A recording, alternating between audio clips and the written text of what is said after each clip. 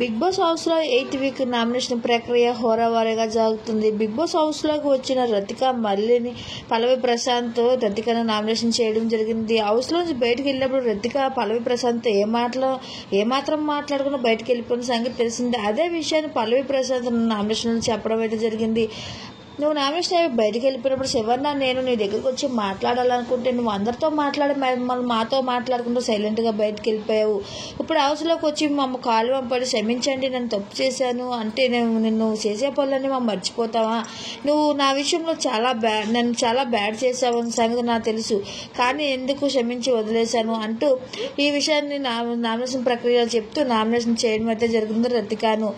అయితే రతిక ఎలిమినేషన్ అవ్వి బయటికి వెళ్ళకముందు పల్లవి ప్రసాద్ ఎన్ని విధాలుగా వాడుకొని తనకి ఎంత బ్యాడ్ నేమ్ తెప్పించిందన్న సంగతి మనం మాటల్లో చెప్పనవసరం లేదు. అదే మనసులో పెట్టుకొని పల్లవి ప్రసాద్ ఇప్పుడు రతికను నామినేషన్ చేయడం అయితే జరిగింది.